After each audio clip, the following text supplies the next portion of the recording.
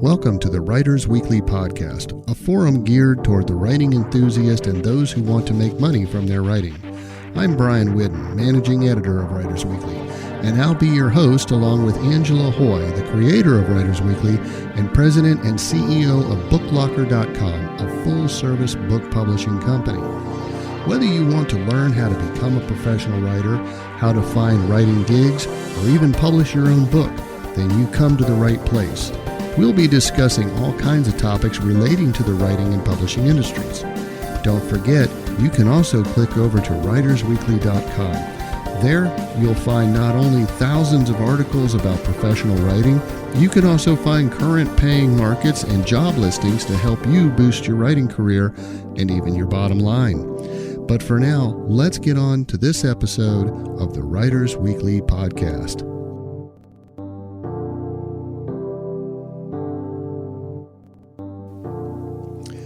Hello again, and welcome to another episode of the Writers Weekly podcast. I'm Brian Whidden, your host, also the managing editor of Writers Weekly. And with me here, as usual, the lovely, the one and only Angela Hoy, who is the owner-operator of BookLocker.com, a full-service publishing company, as well as the creator of Writers Weekly. Hi, Angela. Hello. We've got some juicy stuff today. We got juicy stuff. And we're at home office. We're just going to skip that because it's pretty boring this week, and we like it that way. Mm-hmm. Okay. Yep. So today, episode 39, we're almost at 40. Yeah, we're getting there. Excuse me, folks. It is pollen season. I have got a perpetual frog in my throat, so bear with me. Yeah, Brian came out on the porch today and said, I should really sweep it. And I'm like, what's the point? Yeah, no kidding. You can sit outside with your phone for 2 minutes and your phone has pollen all over the screen. We have like a blanket of pollen on our back porch. Yeah. And you step in it at least footprints all over. It's so, our dogs, our two black dogs come in yellow. It's like, it's so, Yesterday, home office. Yesterday, I cut down some branches from a pine tree in our yard, which I had to keep ducking every time I was mowing. And these things, I mean, every branch had 1,000 little yellow pods on it. And when I drug them down to the woods today and tossed them, every time one landed, it just, this poof of dust in the air. I'm like, how much of this crap am I breathing? And I know it. There's your answer right there. Man. Anyway, okay, so episode 39. Real and frivolous lawsuits filed against authors can cost thousands, and we're going to talk to you about how you can protect yourself and your family. But first, Angela Hoy has a legal disclaimer for you. We are not lawyers, nor do we play them on television, nor do we want to be attorneys. We have been in the business for many years. I've been in the business for 28 years now, and this is all advice based on our experiences with authors and research we have done. If you do need an attorney, go to marketplace.writersweekly.com, click on the legal button, and we will put you in contact with attorney James M. Walsh, who has been working with us for about a year and a half now on all things publishing related, especially related to scammers. Or contact your own. If you have questions about your specific situation, contact your attorney. We are not attorneys. Disclaimer over. I thought of being an attorney when I was younger, but it didn't seem exciting enough, so I decided instead to be a cop. And if I had been an attorney, I'd have a lot more money. My body wouldn't hurt nearly as bad as it does. I wouldn't have had a couple of concussions that I wound up with. It would probably affected my mentality today. Well, body slamming crooks and everything, if that can happen. Oh, man, I tell you. You know, what I learned was even the fights you win used to hurt. Okay, all right. So, Angie, take off with it. Go for it. Well, in episode 12, we actually had attorney James M. Walsh on with us, and he was answering authors' specific legal questions that they submitted to us through our website and through social media. this is a completely different type of episode. We're going to talk about lawsuits filed against authors. Now, first, we're going to send out a big shout out to Steve Hayhurst. Hey, Steve. For sending us a bit of news today. Steve was a big fan of Writers Weekly, is a big fan of Writers Weekly, and whatever he sees breaking news about writing or publishing industries, he shoots us an email. So what did he send us today? Well, did you hear that Wikipedia is now banning AI-generated content? That's right. It's another win for real writers. And according to the New York Post, Wikipedia officially bans AI-generated content, and they will be relying on human editors for bot detection. Took them long enough. If we can only get them to give up their political slant, then we might have a good quality website there. Right. But it seems they only want to publish things from one side of the aisle. No, that's true. But we're not going to go there today, because today we're talking about lawsuits. And we will post a link to that article, New York Post, underneath this episode at writersweekly.com/podcast. Okay, so before we share stories of real lawsuits filed against authors, we're going to share some stories that we've already heard directly from authors ourselves. And I'm going to go through this quickly because I've mentioned it a couple times in the past, but it's fascinating. I previously mentioned the elderly author who wrote his memoirs, and he included the fact that his daughter got pregnant when she was 16 years old. Well, after he published the book, she read it, and she hired a law firm and threatened her own dad with a lawsuit. And he had to make changes to his book just to appease her and, of course, not to end up getting sued, full-blown sued. And in another case, there were two family members. One of our authors died, and two family members contacted me demanding to have the copyrights to his books. So I looked at his contract, and neither one of them were listed as a beneficiary on his contract. And we do have a beneficiary clause in our contract because years ago when we didn't, we had author family members fighting over their rights and their files and their royalties and everything. I think we hear about that about every other year or something. Some little family battle goes on. Right, right. So we couldn't legally disclose anything about the author sales to these two people because we didn't know who they were. Mm-hmm. And they each hired law firms and went after each other. And the unpaid royalties, I can't remember now. It was like $16 or something. Yeah. 16 or 60. I can't remember, but it was just ridiculous how greedy some people can be. And then when they found out what the unpaid royalties were, neither one of them wanted the book. In this case, it was an elderly gentleman, and he mostly wrote that book, for his family. Yeah. He never intended on being a bestseller selling author, exactly. But he wanted to leave something behind for his family. So, and again, he's quite elderly, and he wasn't very good at using the internet, and that's what we work with elderly authors all the time. Yeah. So, but then again, we've got that article on our website. When an author dies, the vultures will rise. Vultures will rise. Yeah, it's a popular article on our site. Yeah. Okay. And from the annals of Writers Weekly, we will be providing links to all of the. Let me try this again. And from the annals of the Writers Weekly, we'll be providing links to all these under the episode at writersweekly.com/podcast. Mm-hmm. So this author innocently used a name similar to somebody else's and almost got sued. So Tom Douglas, the author of Some Sunny Day, told true stories in his book, but changed everybody's name. By the way, he sold a lot of copies. Ended up getting a traditional contract after publishing through BookLocker. Yeah. Yep. And he wrote, quote, "As a former journalist, I was aware of the fact that anybody can sue anybody for anything, and even if you successfully defend yourself, you can still go broke paying legal fees." So, Angie, what do you got? Does everybody know what libel chill is?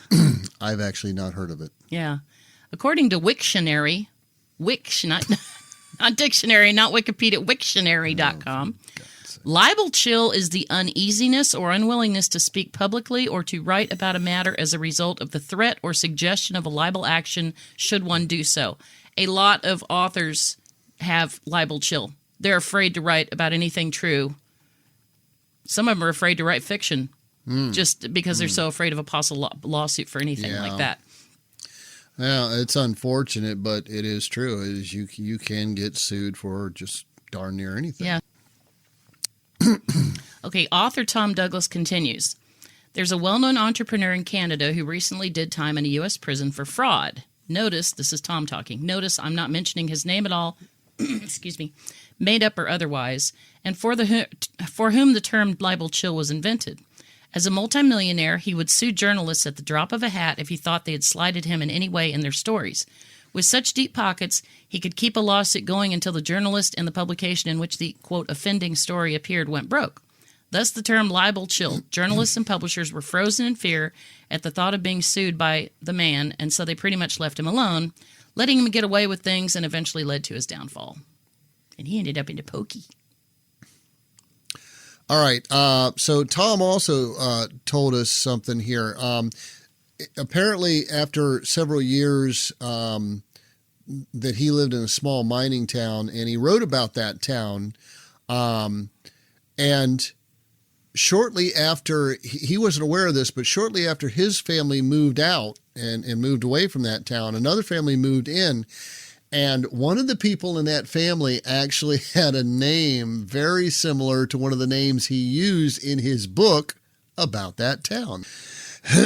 So after his book was published, he gets this nasty letter from one of the family members threatening to sue for allegedly maligning one of her family members, right? So it wasn't the person with the same name. It was another family member saying, "You're told a bunch of you, yeah, and we're going to sue you."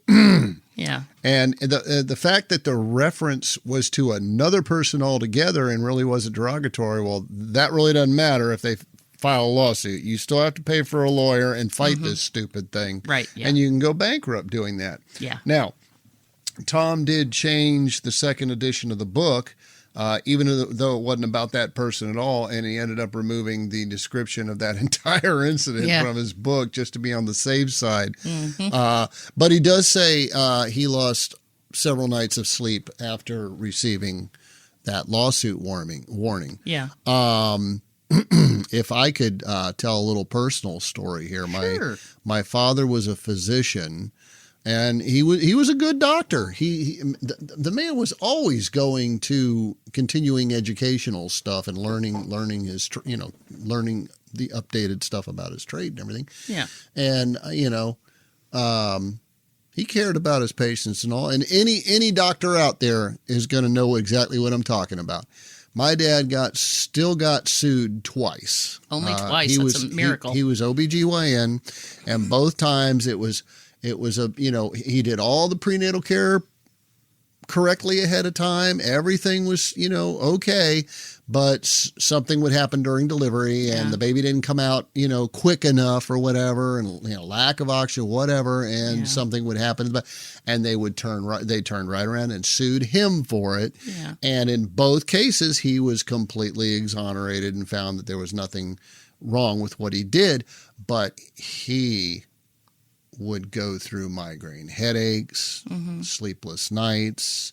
I didn't know at the time what was going on, but you could tell there was something really going, that he was upset about something.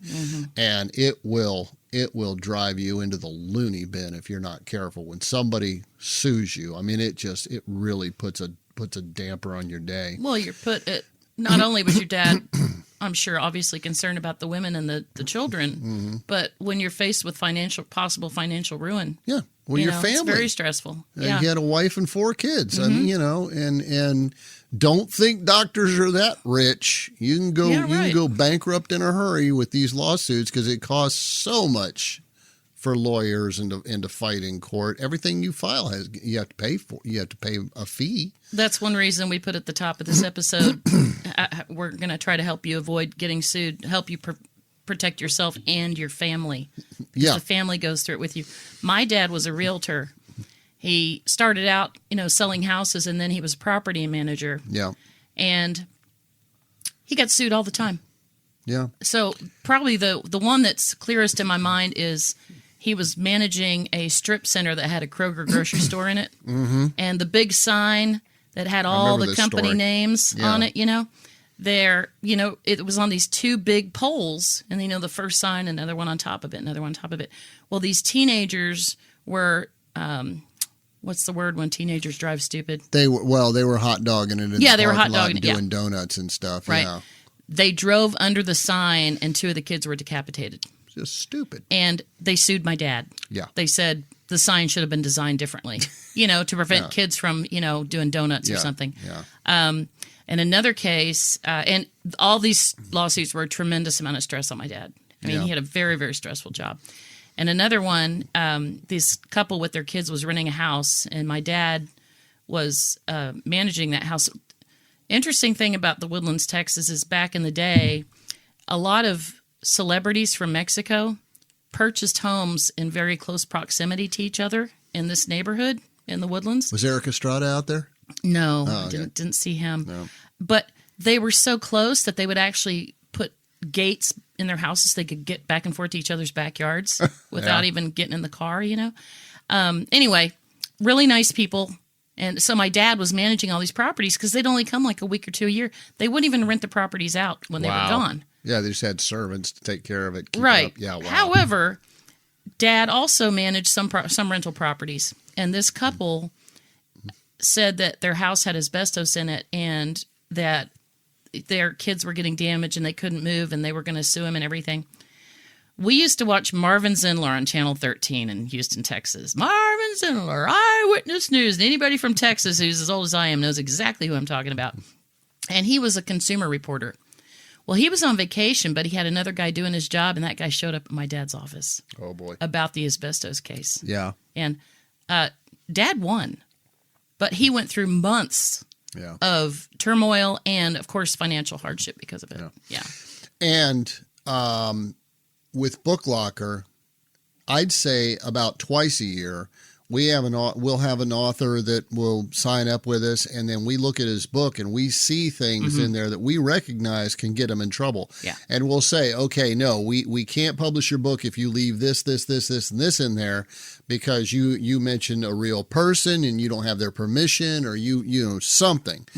And now several times a year we have to do that. Yeah. But about twice a year, we get some author be like, oh, just go ahead and publish it. I don't care if they sue me. Yeah. Well, we care if they sue you because they'll sue us too. Right. And we, from our experiences as kids watching our parents, we know what it's like to get, for somebody to go through a lawsuit. Yep. Yeah. Clearly, these authors who say, I don't care if they sue, you've never been sued before, buddy. And we're not going to take that chance for you. Yeah. So, yeah, it's surprising how cavalier some of these people can be about lawsuits, especially when they have not been sued before. Right. Yeah. Okay. Back to our stories. An author house author sued Amazon and ended up having to pay Amazon's legal fees. He claimed that Amazon was underreporting his sales and apparently lost and had to turn around and pay Amazon's fees. Many authors have asked me this question over the years. I've written about it extensively. I have one specific article that we'll put a link to under this episode. Amazon allows third-party sellers to sell books on their website. Okay, they say some of them say new books, some of them say used books, some of them say new/used. What you're seeing there is books that do not exist. It's a virtual inventory, which I think should be illegal in the industry. So authors go and see, oh, ABC Schmuck Books. I didn't say smut. Schmuck. ABC Schmuck came out wrong. Books. Don't edit that out. Has 17 copies of my book. I haven't been paid for those books. ABC Schmuck Books doesn't have any copies of your book. Schmuck you. Schmuck you. So that's what a virtual inventory is. And even, I don't know if they still do it today, but even Ingram Book Company, that's the big distributor, if you log into their iPage, which only retailers can do, they also have virtual inventory numbers for books that have not been printed yet. Yeah. Okay. I can't hear myself. Can you hear me? No, I can't hear you. Okay. Stand by, folks. This is live and national here. Future blooper. Okay. All right. That's better. All right. You're back. I turned my gain down just so I could move my microphone and y'all didn't have to hear. and for some reason it didn't want to come back on me there. Okay, that is better. Hi, folks. All right. Okay, so back to the author who sued Amazon and had to pay Amazon's legal fees. He represented himself in court. That's called pro se, which is always a mistake. Never represent yourself in court. Trust me. Person who represents himself has a fool for a lawyer. Yep, that's right. If he had contacted me, I could have sent him that post I have in Writers Weekly explaining about the new and used copies in the virtual inventory, and I would have saved him lots and lots of time and lots and lots of money. Yeah, so that was dumb. You know what's sad, though? Why didn't his publisher explain all that to him? Yeah. Or if they did it the wrong way, or he just didn't listen. But every publisher like us, we know how it works. Exactly. Yeah. Exactly. Well, I think a lot of these, first of all, it's like the way I look at it, if you have a book with a publisher and you decide to take it down and not sell it anymore, what do you care if somebody else is selling it and making some money?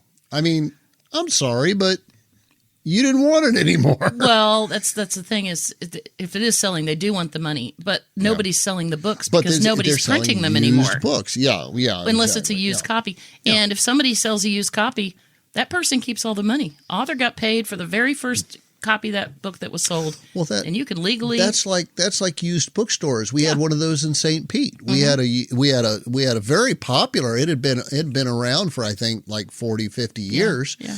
And it sold all kinds of used books. So you can't go and sue those people. The people that sold them those books to sell purchased that book. They paid for those, paid those retail costs, and they can do whatever they want with that book once they bought it. You'd be surprised how many authors have contacted me over the past 27 years asking why they weren't getting money, a portion of the sale of used books. And I've actually have had to explain this to people. Ridiculous. I know it, right? That's like I sell my car to somebody and then they turn around a year later and sell it to somebody else. Like, wait a minute, I want a piece of that. That's stupid. It is stupid. Yeah. Okay, so on our notes here, I see hiding won't protect you from a libel lawsuit. Just ask John. Okay, well, you're up. Batter up, Angie. Okay, so a few years ago, I read an article showing authors how to attempt to not get sued when writing real stories. I took a compilation of several different things I'd heard from authors over the years and put them all together for this funny lawsuit, and I'll put a link to it under this episode as well. But this one author said if he got sued, he would just go on the lam. He just hit the road, and nobody would be able to find him. Now, so that might work for a while, but, why put yourself at risk in the first place, And can you imagine how stressed? That's probably be more stressful than just, manning up and going to court. Well, I'll tell you what, as somebody that spent a little time serving court papers and summonses, at least in Florida, now every state's going to be different, but in Florida, I believe if you make 3 attempts to serve somebody and they duck you and you can't get them served, you can go to the judge and file a writ or a request or whatever you'd call it, and that trial can move forward without that person there to defend themselves. Yeah. It's civil. And if they not don't do that for criminal stuff, but for civil trials, they'll just move forward and you'll lose. Yeah. And they'll have a judgment against you and you're screwed. If you don't show up, you're screwed. Yep. Yeah. You can't appeal that. Okay. I see a note here. Yeah. You ready? 1, 2, 3. Yeah. Okay. 8675309. 8675309. Okay, why are we singing that? Go ahead. An author published real phone numbers in his novel. He formatted those. All that for this story, folks. That's how much we care about you. We will make fools of ourselves just to tell a story. Go for it. Okay, so an author published real phone numbers. Well, he formatted it in the novel like text messages back and forth between characters, but he actually put the phone numbers on the text messages. So, of course, I Googled the phone numbers. Okay. The first one was for a state office in Pennsylvania, state government office. Okay. The second one was an Automax dealership. Okay, now I got to ask this. So he put real phone numbers. Were those was he doing text messages that he received from somebody and put those phone numbers? Or did he make up phone numbers and they just wound up being real phone numbers? And the text messages were fiction as well. Okay. Yeah. All right. So he used 4 phone numbers. Lucky guesses. So one was to a state office, one was to an Automax dealership.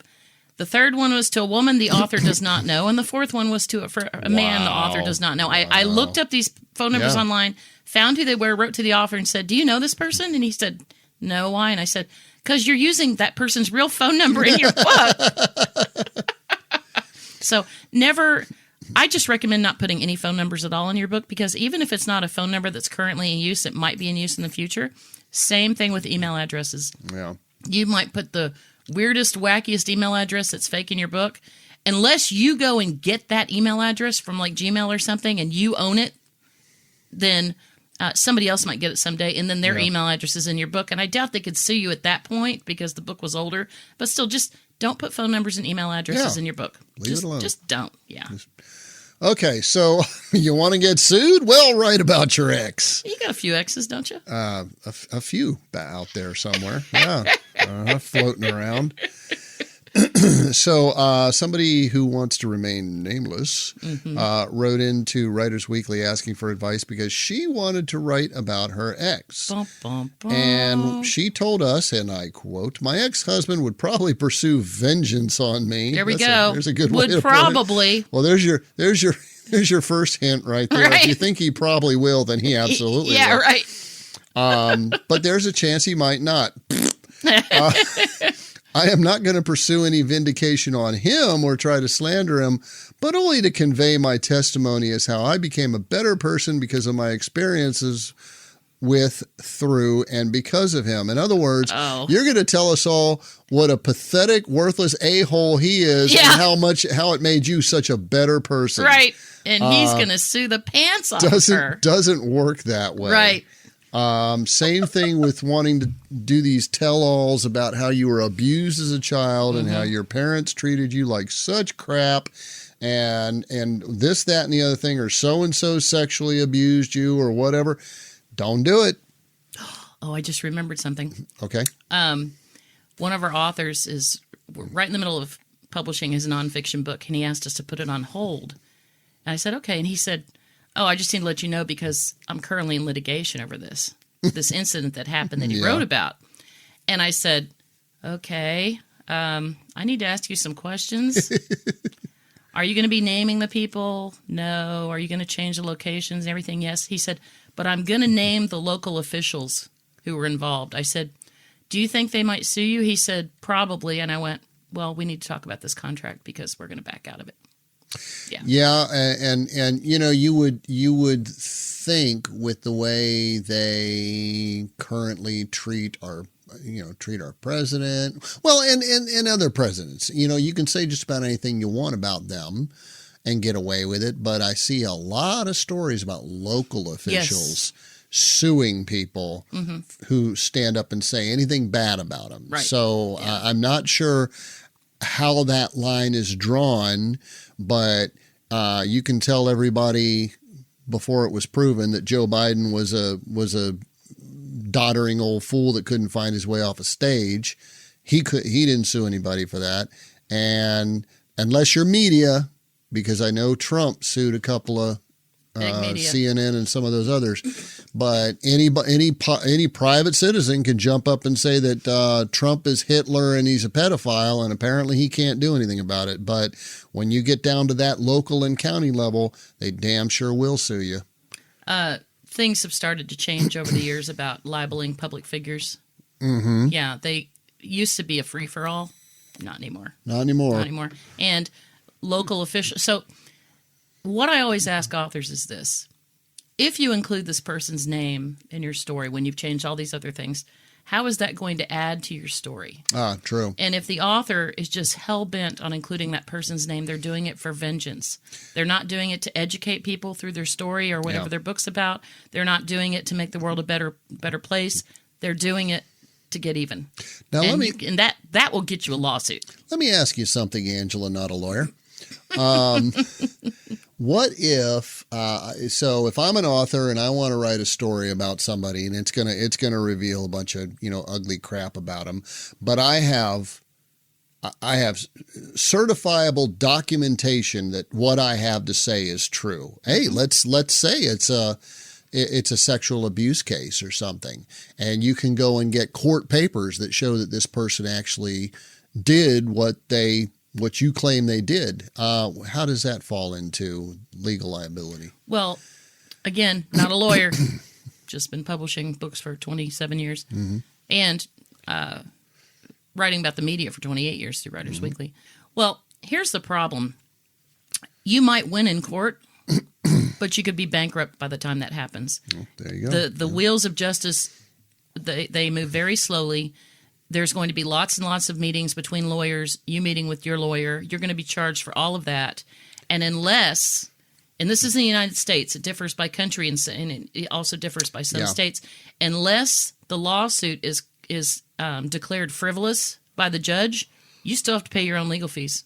You're not getting those legal fees back from the person who sued you. So it's not worth it. Yeah. It's just never worth it. And in Britain right now, they're having a hell of a time with you can't say anything about people of a certain religion.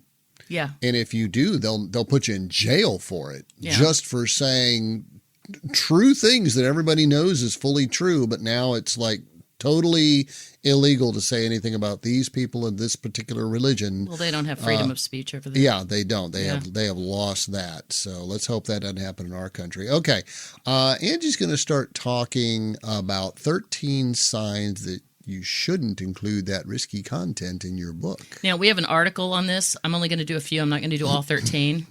But here are signs that you should not include that risky content in your book. You think she or he will never read your book. The fact is, if anybody recognizes that person in your book, even if you changed their appearance, their name, their location in different circumstances, if anybody can recognize that person and that person finds out, or if they can recognize themselves, they can sue you, especially if they don't like what you wrote. Yep. I don't have any money, so they won't sue me. Doesn't matter. Yeah. They're still going to sue you just to make your life miserable. You may not have any money, but you can sure wind up owing a whole bunch of it. Right, exactly. So, and you can have your assets taken away. Can I do one? Oh, go for it. Which number should I do? You can do any one you want. Okay. All right. Let's see. I'll label it as fiction or, quote, fiction based on a true story. Yeah, that'll do it. Yeah. A lot of authors do that based on actual events. But again, just like I just said, if anybody can recognize themselves, you can still get sued, even if you call it fiction. Your turn. I get to say the B word? Go for it. She was a real B word to me, and she deserved to be exposed. Now, we've talked about this vendetta that some authors have. They're going to use the power of the pen to humiliate and shame somebody, and the author could go bankrupt at the very end because it's just not worth it. Now, I already mentioned I don't care if they sue, so we won't go over that one. Right, but how about he or she can't sue me because I live in a different country? Well, they certainly can sue you. Sure. Now, it's more difficult. But there's ways to do it. And they might sue you in their own country, not your country. Yeah. And then if you don't show up, they win. Now, of course, there are others. Like I said, there's 13 of these. We'll post a link to this under this episode as well. Yeah. So here's another mistake that authors make, and this is that's including content in your book without written permission from another author. Let me explain like anthologies. Go for it. So I've published several anthologies, and what it is a collection of stories by a variety of different authors. They each have their own chapter. Okay. Some authors have other authors contribute just sporadic content for their books. And when you do that, before you even get to the point where they're writing for you, you have to have a contract with them. So go ahead. Okay, well, and this happened recently. Very recently. An author included a chapter that somebody voluntarily wrote for her book, and then the writer said she didn't want to be part of the project anymore. But the book had already been published. Yep. Now, there was no contract between the author and that contributor, but the author had to change her book and remove that chapter after it had already been published. So now you're incurring fees for having your book changed after it's already published, because the publisher now has to go backwards. Backward in the process. It's not just a matter of chopping out that chapter and just keep rolling with the book. You have to resubmit it to the printers and all this stuff. It's a headache. She contacted me really stressed out because, again, she had just published the book, and the woman contacted her and said, I don't want to be part of this project anymore. I keep scooching my chair up and I bump my, I'm sorry, folks. Keep bumping my microphone. You know, Angie was just talking before we started this about having a blooper episode, and I'm making everyone we need right now. Jeez. That would be funny. Anyway, so she was extremely stressed out, and I said, well, send me a copy of the contract that you have with your contributor. I'll take a look at it. And she said, oh, I didn't have anybody sign contracts. Yeah. That was a mistake. Yeah. If you're gonna write a book with somebody else, you got to have a contract in place. They may be your friend, you know, you may really respect them and think they'd never do anything to you, but when you start talking money or publication, even if the person's not looking for any money or anything, but they say, yeah, you know what, I've changed my mind. I don't want what I wrote out there for the world to read. Yeah. You got a problem, and you either just got to do what they say, or if you don't have a contract in place, you're rolling the dice if you move forward with, you know, against their wishes. If you go to WritersWeekly.com and click on the Contact Us button, and if you email me, and I'm not going to add you to any kind of marketing list or anything, I will be happy to share the contract that I used for all the anthologies that I published. Okay. Yeah. Now my computer's not working. I love this. This is a great episode here. All right. Can I talk about something else? Sure. Yeah. I was contacted this week by a woman. She said she's got a co-author. She published 3 books through one company, and she had a falling out with her co-author, and her co-author was going to use BookLocker to publish the exact same 3 books. And I said, what's in the contract between you two? And she said, there is none. I said, we're not touching that. Yeah. Because she could sue, either one of them could sue the other one. Yeah. Because there's no contract in place. And they've parted ways, and now they're 3 identical books going to 2 different publishers. And I'm like, I'm not getting in the middle of that mess. Not worth it. Okay, so we saved the best for last. We're going to go over some stories about lawsuits that were filed against authors, and you'll probably recognize some of these names. Yeah, these are good. Yeah. So why don't you start the first one? The Help. Yeah. Mm-hmm. Great movie. I did not read the book. Sorry. It's basically about maids in the South. You know. Yeah. Author Catherine Stockett was sued for $75,000 by a woman named Abilene Cooper, who said her name and likeness were misappropriated. The character in the book was Abilene, not Abilene. Mm-hmm. So, of course, this Abilene Cooper thought she was writing about her. What's interesting is that Abilene Cooper, the real lady, was a maid for the author's brother and sister-in-law at the time. Something. Yeah. Again, she tried to sue the author for $75,000. However, it was thrown out of court because the statute of limitations had expired. Waited too long. Yeah. Okay. So Greg Mortensen, who is the author of 3 Cups of Tea. This is a very disturbing story. Was on the receiving end of a class action lawsuit filed by 2 lawmakers in Montana. Mm-hmm. Now, the book was supposedly about the American mountaineer who built schools in Pakistan and Afghanistan.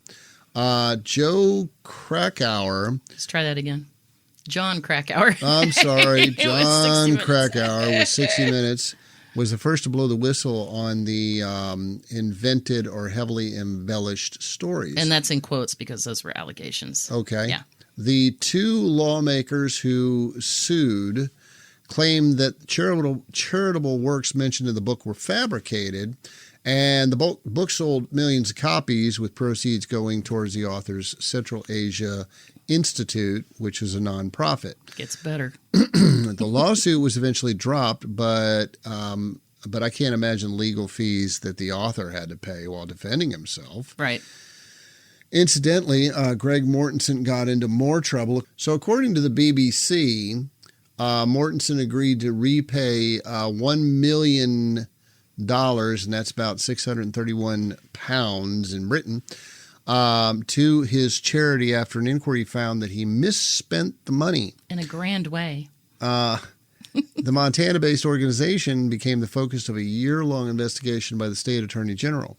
His inquiry found that Mortensen had spent $4 million of the charity's money to buy copies of his books, gaining royalties without paying any of them to the CAI, which was his charity. And now we know why his book was a bestseller. Yeah, he was buying them. Yeah, Central Asia Institute is CAI, not CIA, but right. CAI. Okay. The organization also spent more than $2 million on Mortensen's charter flights to speaking engagements, even when the event host paid his travel fees. Mortensen and his family were also accused of charging personal items to the charity, amounting to about $75,276. Well, that's not about. That's a pretty straight up number there. That included brand name clothing, luxury accommodation, and holidays. That's what the report found. Yep. As part of the settlement with the Montana Attorney General, Mortensen resigned as the executive director and left the board, though he remained on staff as an employee. I don't know why. And later retired in 2015. I also read that he agreed to pay off that money over a 3-year period because, he was broke have by it. then, Yeah. right? But that reminded me of, I can't remember who it was, but it was a celebrity who published a book, and she was accused, it was a bestseller, but it turned out that her nonprofit had bought all the copies to make it a bestseller. That's fraud. Yeah, absolutely. It is. So, absolutely. Yeah. Okay, why don't you take this next one? James Fry. He was made famous by Oprah. His book, A Million Little Pieces, was the subject of much controversy. It was presented as fact, but later determined to be fiction. His publisher, Random House, had to pay readers $30,000 in refunds. Woo! Yep. Which actually, for the amount of copies that were sold, that's actually not too bad. Yeah. Well, $30,000 more than I got to go pay in a bunch of refunds. Yeah. Okay. Fan fiction authors, listen to this. Writing fan fiction is very dangerous. Yep, fan fiction. In case you don't know what fan fiction is, that's where you're a fan of like Superman, so you start writing Superman stories. But Superman is a trademarked, copyrighted person. Trademark, character mark, everything. Yeah, somebody, another company owns all rights to using that. Yeah. Frederick Colting, and he was writing under the pseudonym of John David California. That is the most ridiculous pseudonym I've ever heard. Pretty screwy. Yeah. Anyway, was accused of writing a sequel to J.D. Salinger's The Catcher in the Rye, according to a publication called Mental Floss. The lawsuit claimed that the sequel was neither a parody nor did it comment on the original work. Right. The lawsuit was eventually settled in 2011 when Colting agreed not to sell the book in the U.S. or Canada until The Catcher in the Rye enters the public domain. Colting also had to change the title and any plans to dedicate the book to J.D. Salinger. Well, J.D. Salinger wanted nothing to do with that. He's been notorious about protecting his rights his entire life. But now, notice there was no financial ruling on any of this. There was no financial settlement. However, I can't imagine how much that author spent in legal fees over the years. Still got to pay that lawyer. Yeah. All right. You want to talk about Jay-Z? The hip-hop king. Jay-Z. Yeah. Not a fan. Nope. He's married to what, Beyonce, is it? Is it? I think he's I really can't even keep up. Anyway, he got into a lot of trouble later, but he was sued by a guy who claimed his laptop was stolen and that his writing ended up in Jay-Z's book Decoded, which is apparently a book of lyrics. Okay. The lawsuit was handwritten. The guy sued for copyright infringement and invasion of public property. That's a new one for me. I haven't heard that one yet. That one. Yeah, invasion of public property. Ask James M. Walsh about what invasion of public property is. Right. We were not able to find additional information about this other than the details about the initial filing. So I'm just assuming that it got thrown out of court or the guy dropped his lawsuit. But that was pretty funny. And I imagine that the legal fees for Jay-Z for that were, a drop in the bucket. So. Okay, so British authors Michael, I'm gonna butcher this one, Bagent, yeah, and Richard Lee sued Random House, claiming that a guy named Dan Brown, we all know who he is, stole the theme from their book, The Holy Blood and the Holy Grail, for his book called The Da Vinci Code. Great movie. Yep, it was a good movie. I didn't read that book. The odd thing is that Random House was also those authors' publisher. So Random House published both books over 2 years. The two authors spent almost $3.5 million, and their lawyers spent upward of $6 million, and they lost the original suit and the appeal. So we're talking $9.5 million split between the authors, those two authors, and their lawyers. And it was a complete waste of time. To say nothing of the fact that they were suing their own publisher, which I thought was hilarious. Now let's go to Hogwarts. Go ahead, Angie. Or is it Hogswort? This is another fan fiction warning. A fan fiction author was sued by J.K. Rowling to prevent his publication, the author's publication, of a Harry Potter encyclopedia. It worked. J.K. Rowling was sued. So J.K. Rowling won that one, okay? Yep. So this is another case. J.K. Rowling was sued by Nancy Kathleen Stouffer for copyright infringement after the first 3 Harry Potter books were already on the market. The case was dismissed, and Stouffer was fined $50,000 for, quote, intentional bad faith conduct.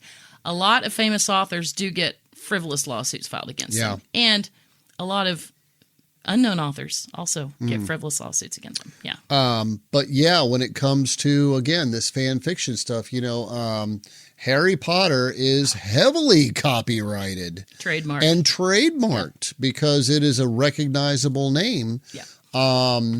And to go and even something as innocent enough of writing out I guess he loved Harry Potter so much that he decided to write a book that kind of explains everything to people so they can understand what they're reading. But you can't do that. He wasted all that time. Yeah.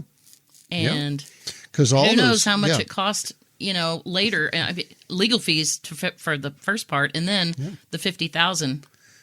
Yeah. And all those names, like I said, Hogswort, which I think is the Hogwarts, school, Hogwarts that they go.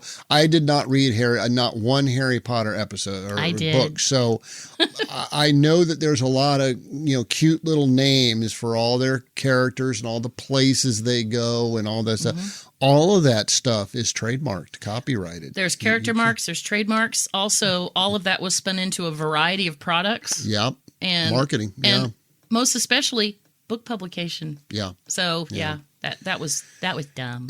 Okay, author Jean Craighead George received a traditional contract from Harper and Rose, and that's now called HarperCollins.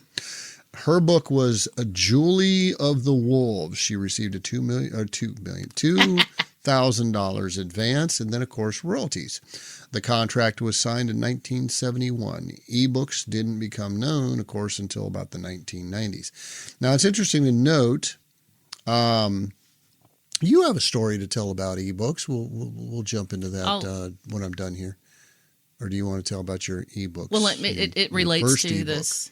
Yeah, I was writing and publishing my own books, taking the files to Minuteman Press, which is like Kinko's, folding them in half, using a staple to bind them, my own homemade covers and everything. And then one day I decided, gosh, I could just sell the Microsoft Word file to people and I wouldn't have to go to Minuteman Press anymore, and I just lower the price. I ended up selling a ton more books and made a ton more money on them. But you still had to mail out those Word documents. Or no, you did them electronically. Yeah. Oh, okay. I'm sorry. I'm sorry. So back up. I was taking these Microsoft Word documents, emailing to people instantly. They would get the book instantly. They'd pay a lot less. However, I made more of a net profit in the end. Yeah. And I sold a lot more books because people didn't want to pay postage. It was so cheap for them to buy the books. I had unknowingly created one of the very first ebooks.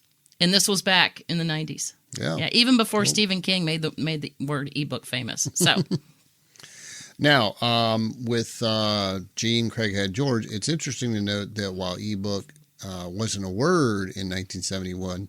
That was the year the first digitized document was created. This is actually very interesting. Now, Michael S. Hart digitized the Declaration of Independence in that same year. You can Google how he did that because it's kind of technical, but he did actually make what would later become known as the very first ebook. Wow. Yeah. And it wasn't like you could just jump on, Microsoft Word back then. 1971, they were still doing like punch card, Yes. the punch card computer cards to make a computer work. Yeah. Yeah. And they did the reel-to-reel magnetic tape to hold memory. So Right. yeah, it's a much different technology back then. He's the same man that created Project Gutenberg, which was sued for copyright infringement in Germany over 18 works that were in public domain in the U.S., but not in Germany. Right. Which, if you just automatically look at something and say it says public domain, yay, well, it may not be in another country. Because of that, Project Gutenberg blocked all German IP addresses from being able to access its website. And what they did was Project Gutenberg had tons of volunteers all over the world taking books that were in the public domain, supposedly, and scanning them and putting them into the Project Gutenberg website so that they would be forever available, forever and ever and ever. And I think they had good intentions, but it got them into a little trouble too. Yeah. Okay, so back to the author, Gene Craighead George.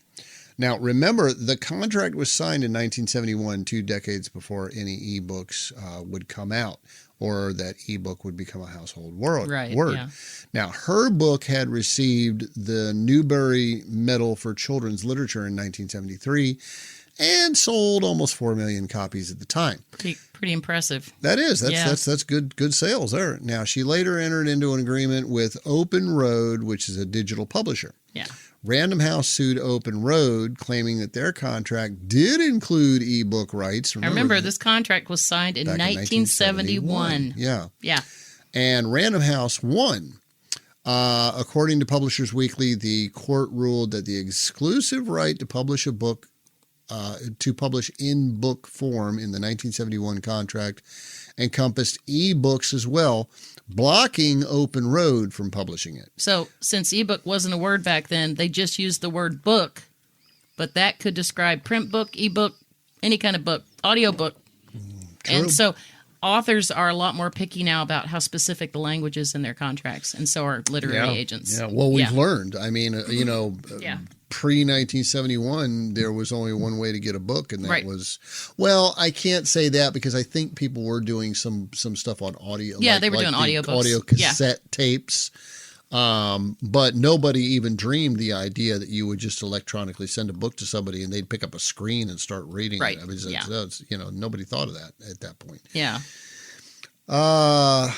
Okay, back to our story. So according to MSN.com, this case sent shockwaves through the industry, reminding authors and publishers alike that old contracts can carry enormous modern consequences. Yep. Okay, I'm going to do another one here. Mia Ballard, author of Shy Girl, which was originally self-published. Good for her. Is suing Hachette Book Group for $1 million. Now, why is she doing that? Well, readers were complaining online about the book's prose and the, quote, lack of depth. The New York Times allegedly approached Hachette with evidence of AI use, and we'll have to wait a while to see how this one plays out. This is a brand new story. Yeah. And here's yet another reason to self-publish your book instead of submitting your manuscript to a traditional publisher, because this next one it takes the cake. So in 2010, Lynn Fremont, who was a family law attorney, not a copyright attorney, family law attorney, started writing a novel. She had twins. One of them passed away. She was a new mother. She decided to start writing a book. She would, like, some of the parts of the book were taken from dreams. She had a box next to her bed where she'd put slips of paper where she, thoughts that she was having about writing the book. Okay. Yeah. So over the course of 4 years, she worked with a literary agent named Emily Sylvan Kim, the founder of Prospect Agency. And they both worked together on refining the story and getting it ready for publication. They submitted the manuscript to several publishers, but only one accepted it. That was a company called Entangled. Now remember that, Entangled. Entangled. Excuse me, pollen. It had been 4 years, and the literary agent and Freeman parted ways. They worked together for 4 years, and the book didn't get published. Okay. Freeman, this is the original author, withdrew the manuscript from Entangled. 7 years later, Freeman was at a bookstore with her son, who was now a teenager, and noticed a book with an attractive cover. She bought it, took it home, and started reading. That's when she started spotting similarities. Now, this is according to New Yorker, and this is just part of it. We'll put a link to this story under this episode, because this is just some of the similarities, and they're pretty darn. I've heard so many stories about authors suing other authors and publishers saying that was my idea and you stole it from me. Yeah. But it's usually pretty generic, ambiguous, maybe. Yeah. It's pretty general, and you're like, or I broad, don't know about vague. That. Yeah. Okay. Harvey Randall wrote an article for Writers Weekly about, if you think you see your story in another book, think again. It's probably, your book was not stolen. However, in this case, so according to the New Yorker, in both stories, the heroine, I said the drug word. Heroin. But that's how you pronounce it. Heroine. According to the New Yorker, in both stories, the heroine. Just say it right and be done with it. It's heroine, isn't it? No, it's heroin. Heroine. Okay. Yeah. You call them heroines. Wonder Woman is a heroine. Not an addict, but a heroine. According to the New Yorker, in both stories, the main character moves from San Diego to Alaska after members of her family are killed in an accident. She lives with the only two relatives she believes she has left, both of whom are witches. Now, we're getting pretty specific here, right? Yeah. A female rival slips her drugs. There's an intimate moment under Was the it northern... heroin? I'm sorry, I had to. Okay. We've been arguing about how to pronounce that word. A female rival slips her some drugs. Yeah, I said strips. Boy, I'm doing great today, aren't I? Your mind is just, who knows? There's an intimate moment under the northern lights. In a climactic scene, an evil vampire kidnaps her, and she ends up accidentally freeing a different vampire whose return is said to herald the end of the world. I mean, that's pretty specific. This isn't. It's the same character's mind, and she has pink hair. This is like really, really specific. So there's other examples as well. Again, we'll post a link to that article underneath this. Oh, I forgot to mention the name of the publisher of the book that the author bought at the bookstore with her son and came home and read and noticed all the similarities. The name of the publisher is Entangled. Oh, the exact same company that accepted the manuscript years prior, but the author backed out of the deal. Well, that's interesting. Okay. Is this the last one? This is the same story. Oh, so I'm sorry. Okay, so the author of the book that used the pseudonym Tracy Wolf, Freeman Googled it. Googled her name. And found the author's real name, which is Tracy Deebs. Which explains why she used a different last name for her pseudonym, because that's a very unfortunate last name. Now, you might wonder who that is. Again, according to the New Yorker, Tracy Deebs is a star client for Freeman's former agent, Emily Sylvan Kim. Wow. Now, I mean, there's a lot of little strings connecting everything here. So I'm starting with, right. I need to put a map on the wall to start stringing everything together. Yeah. Here. Okay. Kim had introduced Freeman and Deebs at a Romance Writers of America conference in 2012. I read that Kim and Deebs have denied that meeting ever took place. Okay. They don't recall meeting with her there. I see. Yeah. Now, Freeman is suing everybody allegedly involved, including the book's distributor, which is Macmillan, and Universal Studios, which has an option on the film for that book. Yeah, it's supposed to be a series of books and a series of films. So there's some deep pockets here. Now think about it. You're Universal and you're about to do this, do a movie on this book that you think is pretty cool. And suddenly somebody else comes out of the woodwork and say, wait a minute, I've got this book And it says exactly the same thing as that book that you're about to do a movie on, and Universal's got to be going, Right. you know, because they're kind of stuck in a pickle here. Yeah. And they're getting sued. So They're all getting sued. yeah. So this is an ongoing story. It's one that we're going to be watching. Oh, yeah. We'll definitely let y'all know how it turns out. But these things can go on for years. And Freeman has already spent several $100,000 in legal fees at this point, and the defendants have spent more than $1 million. Yep. So it'll be interesting Already. to see who loses this one. Yeah. All right. Take it away. Well, Close this out. it's my stomach's growling, so yeah. What I'm time? hungry too. Ooh, Yeah. we're supposed to feed the and dogs 11 minutes I got ago. 2 dogs that are going Oops, to be okay. very upset at me. Well, thank y'all for joining us today. We hope these examples are a wake-up call for, authors, protecting not only yourself but your family. Because, again, lawsuits are so expensive. And also in the process, you can also protect your publisher. A lot of publishers have a clause in their contract that if you do something to get you sued, that you have to pay your publisher's You're on legal your fees. own. Yeah. Yep. Well, and you're paying their fees. Yeah. Yeah. And but most importantly, don't do any of the things we've mentioned in this episode because you want to protect your reputation. Just one lawsuit against you as an author, especially if it makes the headlines. Like, some of these people that we talked about, we've never heard of before. Yep. But everybody in the industry knows who they are now. And one such lawsuit, even if you're innocent, can destroy your career.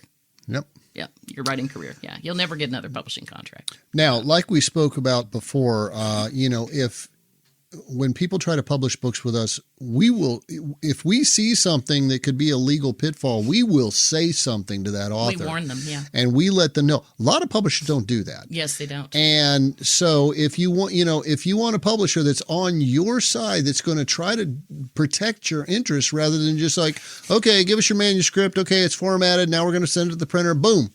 Now we got your book out there. And if anybody sues you, well, tough on you. That's the problem is they want your money up front. Yeah. Yeah. So we will actually stop the whole process and have a talk with you and say, okay, here's what we're finding, and this could be a problem legally later. So let's work on how we're going to fix this. Yeah.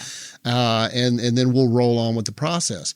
And again, not all the publishers out there do that. So if you want a publisher that's going to protect you and be right there with you, working it out. Come to booklocker.com. We got great prices, much better prices than so many other publishers out there. Oh, yeah.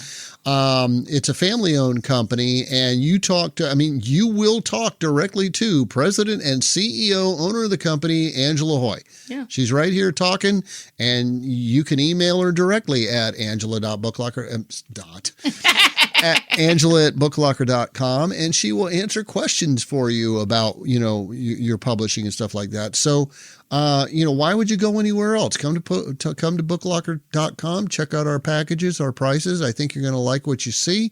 And once you get involved in the process, I think you're going to like the people you're working with. Oh, definitely. We're just, we become your team. And get your book out there, and we make sure that you're going to avoid these kind of legal pitfalls. So come see us, booklocker.com. Got a great reputation out there. We've been around 27 years, and we'll treat you right. And if you have any questions, go to booklocker.com. Go to publishing.booklocker.com. Click on the Ask Angela button. I answer all my own emails. Everything comes directly to me. Yep. Yeah.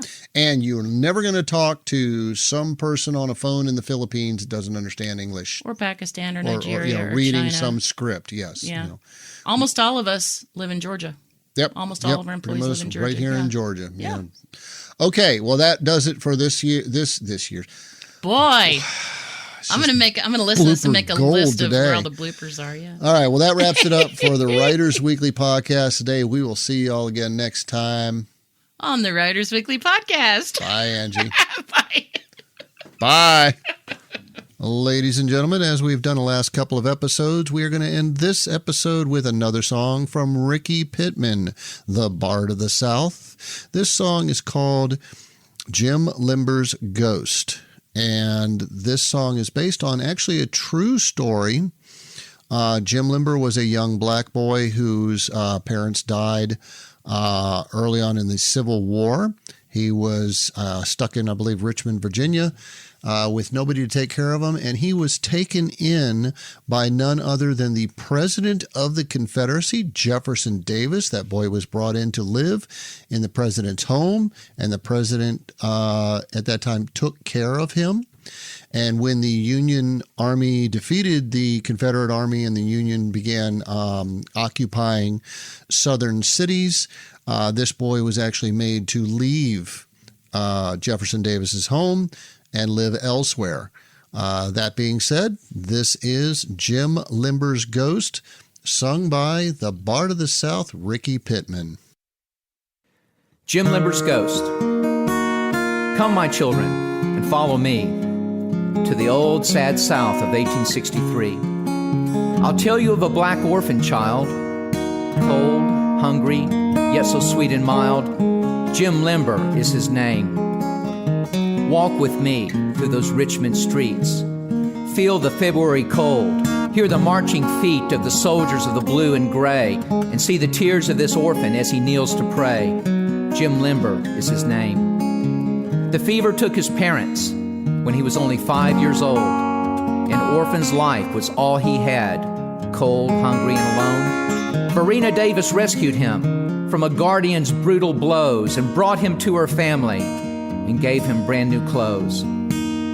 He lived in the Confederate White House with Maggie, Jeff, and Joe. Then he vanished in the past when the Yankees made him go. As I walked alone by the river, I heard a young boy's voice calling me from the darkness. I stopped. I had no choice. In the darkness there I listened to tiny footsteps drawing near, and a young black child stood before me. I saw him wipe a tear. "Who are you, son?" I asked him. He looked me in the eye. "I'm Jim Limber Davis," he said, or was, until I died.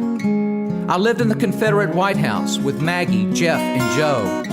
Adopted into the Davis clan. Sir, I love them so. A Yankee took me here one night, put his foot up on my chest, and pushed me to the river's bottom. I guess you know the rest. The river's cold here, mister. Are they going to drown you too?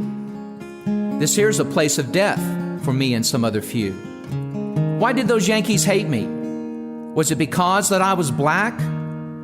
I was happy where I was. But now, I can't go back.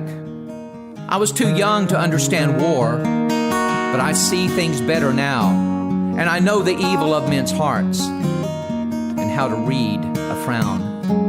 He looked down at the river as if he were lost in thought, then turned and left me in the darkness, left me there distraught. One of the South's forgotten children, whose story we must proclaim, a little orphaned ghost who haunts this earth. Jim Limber is his name.